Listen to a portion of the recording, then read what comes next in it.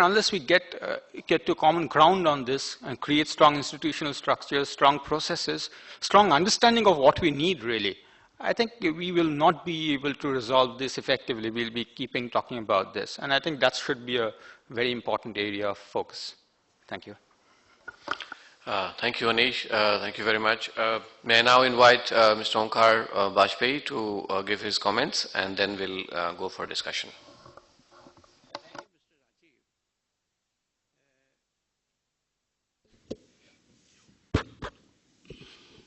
We are discussing here the hydropower, and the trend of discussion shows that probably we are focused towards the only run-of-the-river schemes for generation of hydropower. Well, before I come to this, I want to make a few general remarks. It is not a question of producing hydropower out of the river systems or the streams. It is, as a matter of fact, harnessing the water resources of the streams for multifarious purposes. And the first and the foremost purpose is to make water available for consumptive use, and then comes the hydropower development. Because hydropower developed, as Mr. Day had said, there are alternatives, there could be many more alternatives. But so far as the requirement of water is concerned for the consumptive use, we have no other alternative. So we have to be dependent on our REST systems. Therefore, any development should be looked at comprehensively with addresses firstly to fulfill the requirement of consumptive use and also the hydropower. And when coming to the hydropower, large storage backed hydropowers and ROR river schemes in a stream must be looked into in totality, not in isolation. For this, as mentioned by Mr. Day, what is really needed is that we don't consider the feasibility or unfeasibility of a single isolated project. We must have a river valley development concept with a time frame of 20 years, 25 years or whatever, and all the projects which are feasible must be then in that light examined in their respective things, and then see which are the projects which are feasible and which we should not construct because of the damage which is going to be caused to the ecology of the river system. Having done that, what we need to do is prioritize the project. Unless this whole process is adopted, what we have been doing is that we have been picking up projects from here, there and everywhere, and whatever we are seeing is a result of this, because of this. Now, this also entails some interstate problems. The another problem is that the water, as per presently in the Constitution, is a state subject. I think it must be, at least in the concurrent list, to the extent that the basing planning has been done at the national level, then the projects could be allocated to the states, and the benefits also coming from those projects should be allocated to the states, and the expenditure required should also be shared accordingly. I mean, unless we do this thing, we are going to have a chaos. Now, coming to the damage, let us first very clearly understand that if we want to harness the water resource, not exploit, if we want to harness the water resource, it is imperative that we are tinkering with the ecosystem. There is no possibility that we allow the river to flow as it has been flowing from the time immemorial and still harness the resource. Now the question is, when we do it, some changes in the ecological systems are inevitable. Now we have mentioned in our presentation in the very beginning so many adverse effects of any river development or harnessing of the resource of the river development. They are all very well taken and very relevant. But what needs to be done, these are all conceptual and the qualitative statements. We must quantify them, and then we should see whether the damage caused in respect of these changes, is it commensurate with the advantages that we are going to get or not. If it is not, the project should not be taken up.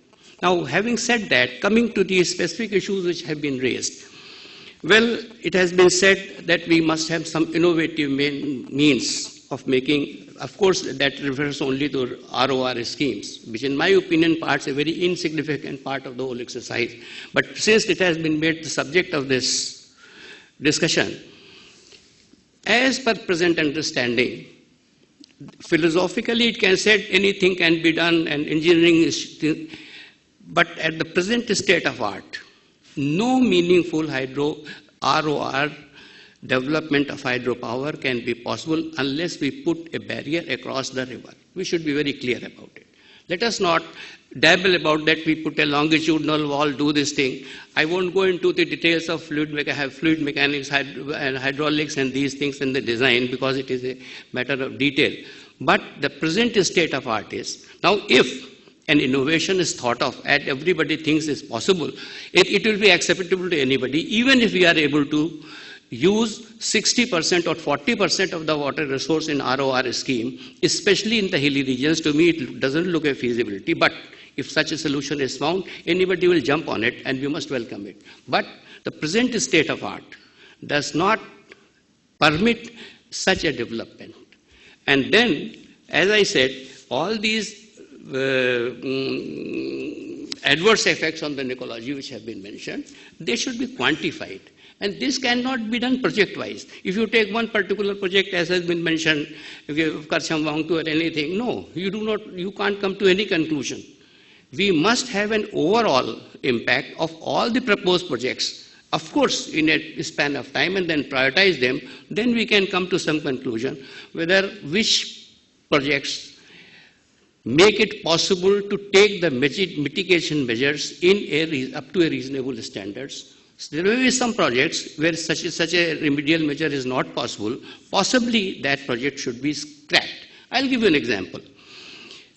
Silent Valley project and Sardar Saur project were proposed almost at the same time. Because they were major projects and there was already a lot of awareness about the ecological changes, both of them were studied in the Government of India level, state level.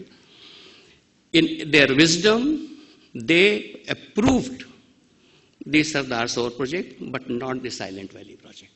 Because in their reckoning, the damages to the ecology caused because of the Silent Valley project will be much more, and they outweigh the advantages that the project would create. But the Sardar Saur project, the things can be managed. Therefore, there will be some changes in the ecology. The Sardar Saur project still is languishing, not because the ecological concerns have not been taken into account adequately, but somehow our system has failed to complete those mitigation measures which were required. That is why the project has been hanging on fire for such a long time. So I'm only saying is this, unless we say, for example, Ganga Valley. Now Ganga Valley, as has been mentioned right in the beginning, up to say Rishikesh, Hardwar, that is one part. Then there is the plains, and then you come to the delta area. Now, in the hilly area, we must take this as a unit and then plan the whole valley and then come to the conclusion that these are the projects within the valley. Of course, in this study, the projects which have already been created will have to be taken into account, either good or bad. Taking them into account, the future projects should be either accepted or rejected. And those who are accepted should be taken up in such a priority that the damage and the mitigation measures go hand in hand so that we are able to have a acceptable development and harnessing of the resources. This is, I think, the correct view rather than taking it in bits and pieces, only the ROR scheme or an individual scheme or only water required for the consumptive use. All these things have to be taken in totality, and a river basin needs to be planned in this fashion. That's my submission. Thank you, Mr. Bajpai, for giving us this insight. So what he advocates is a basin level planning, and while planning such kind of projects. So let's start some discussion on this, and I will start shooting some questions myself to the panel members, and then we'll come back to the audience for a while. Now, one of the things which has come out, of course, is that whether or not we need hydropower. I think the simple some calculations suggest that we may not need hydropower at all, in terms of the energy needs, but it's probably more because of the variable demands and so on. But then the other important thing which you are trying to point out, and therefore I would like to start with you answering this, is that typically what happens that a major concern which the which the civil society or the social groups or even the other environmental groups they have, is that many of the things which are, first of all, that the environmental impact assessment of these these projects when they are designed is not actually appropriate. They do not value a lot of the ecological losses which a project might actually incur. That's number one. And second, that even if they identify these, they are not complied with. And even if they suggest, as you yourself pointed out, even if they suggest a mitigation measure, they are not complied with eventually when the project is implemented. Now, and that is one of the reasons why, for example, the trust of these groups, for example, on the implementation or acceptance of these projects have actually gone down quite drastically. Now, how do we address these concerns if at all hydropower project has to be implemented, for example? Well, this is basically a managerial problem, not a basic problem relating to the tinkering with the environmental ecosystem of the river system. This is a managerial problem. Now, this is happening not only in river systems, everywhere. You see, a Connaught Place is dug for the last so many years, it is not being completed. So nobody can say conceptually this work should not have been taken up. The only thing is that we have not been able to implement it as it should have been done for whatever reasons. So let us not mix up the managerial problems with the basic problems involved in the river valley development. Managerial problems are very important. That is, as a matter of fact, what is this? Basin planning is a managerial problem. Nobody has given a thought to it. That is why it has not been done. So, if we are pointing out to the managerial aspect of this project, implementation of this project, yes, we need to buttress it to whatever extent it must be done. There are organizations, CWC is there, state governments are there, water resources departments are there. I do not know why this cannot be done. But this is to be addressed at the managerial level, not at the technical level. Would you like to comment on that, Mr. Ghazai?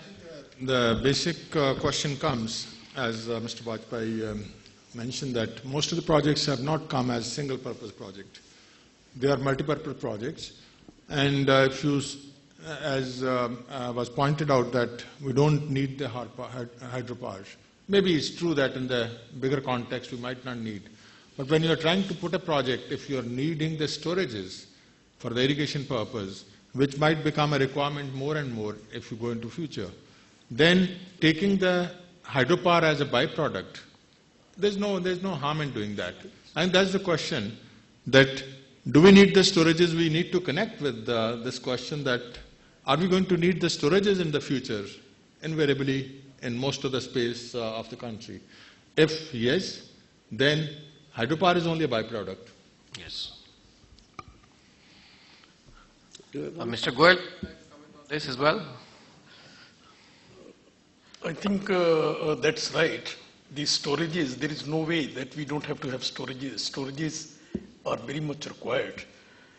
The nature has given us a lot of water, but we have been very poor to develop it, to harness it.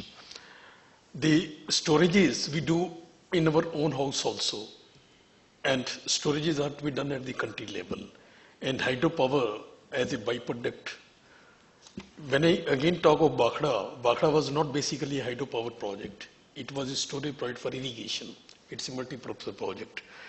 And hydropower to that extent should be harnessed as well. Okay. Let me ask a more pointed question to you, is that Dr. Bharat Jhunjhunwala mentioned about innovative designs for developing the hydropower. For example, leave the main channel, main stem of the river alone, and you divert the water. Whereas it is being mentioned that it is not possible to do that. Would somebody like you would like to comment on whether this is possible or feasible to actually leave the main stem alone, take the water out somewhere else, and then store it there? So basically what we are saying is that rather than storing the water within the main channel, main stem of the river, we store it somewhere else and then use it for hydropower. Is that a feasible option at all? Is it a question to me? Yeah, I'll continue with Mr. Goel first, and then I'll come back to you. Yeah. It's a feasible proposition, and not generally adopted. But if you have to do a reservoir, balancing reservoir,